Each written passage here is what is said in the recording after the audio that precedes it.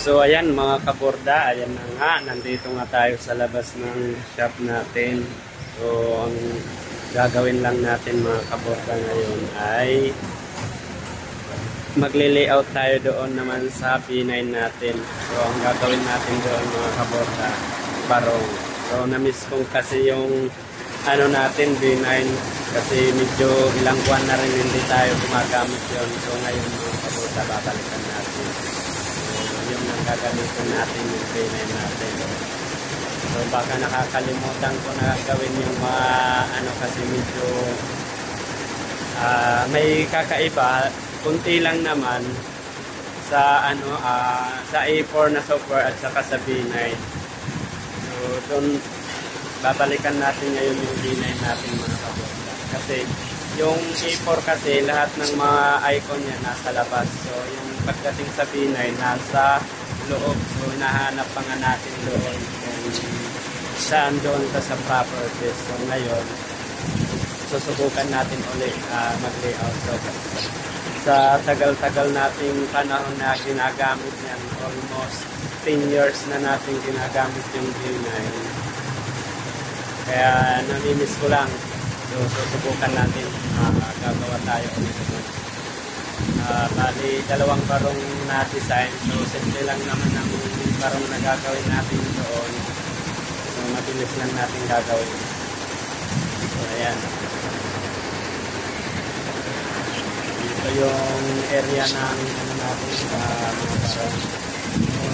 Ito may mga dumating kanina na ano for intro natin. Ayan lang.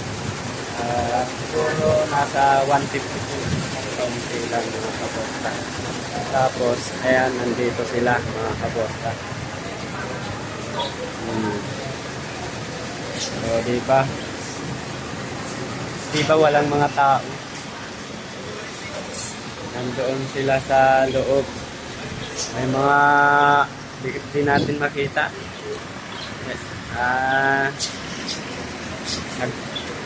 Nagpaparik bali nagpaparik ang mga polo shirt, nagpaparik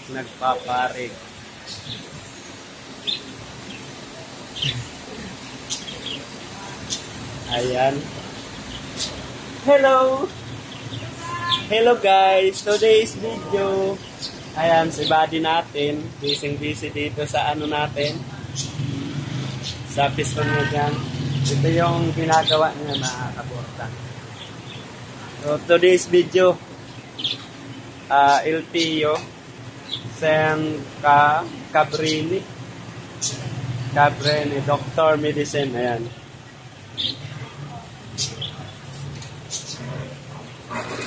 So ayan si Harold mga kaborda. Kasi ang nangyari pala dito mga kaborda, kaya nagamit namin tong frame na to pala, i-share ko sa inyo. Kasi yung damit na ginagawa dito ayaw dumikit. Kaya ayan, ang nangyari, first time natin na ginamit dito pero alam ko naman gamitin.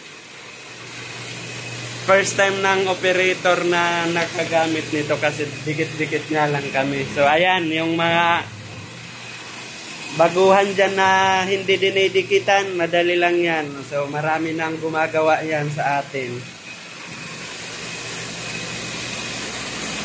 Please, like and subscribe. So ito yung damit na hindi dumidikit. Smiley mga kaborda, pero hindi naman lahat, mayroong naman nadikit, kaya inipili ni Parikoy. What's up? Di kita man lalastiko.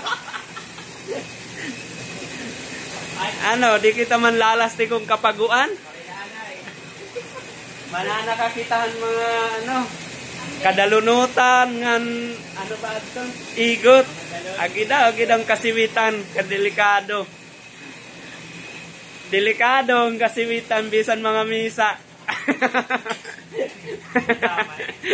Pinipikahan namon. Kabataan.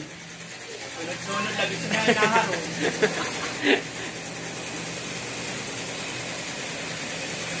So ayan mga kaburda. So yung mga nais magpaburda sa atin, ayan. So rekta na kayo dito sa DMTX Embroidery Service sa Parañaque mga kaburda. So ayan. Ano ba, di kita mangunguling at sa ano? Pero lang, wala pa ng sahi. Ipon pa ng pamasahe. Ayan si Buddy, namimiss daw niya magpinanripak. Marami pa ka asukal. Namimiss niya magpinanripak. Maulinan ada, maulin, namimiss niya magpinanripak. Baa Buddy. Haing kahito, magpipinan tip measure ka nala, manriripak.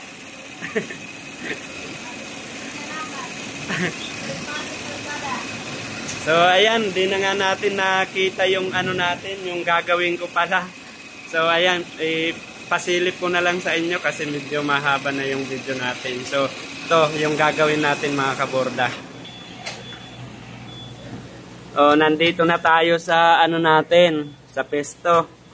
Ayan yung ginagamit nating B9. So nag-umpisa na nga tayo mag-layout at saka nakatapos na pala tayo niyan mga kaborda. Ito yung B9 na software. Tapos ito yung natapos ko. Simple lang naman tong gagawin natin doon sa barong. So ayan, napakasimple lang yan. Bye, ma'am! So yun, dito ko natatapusin ang video natin na. Bye-bye!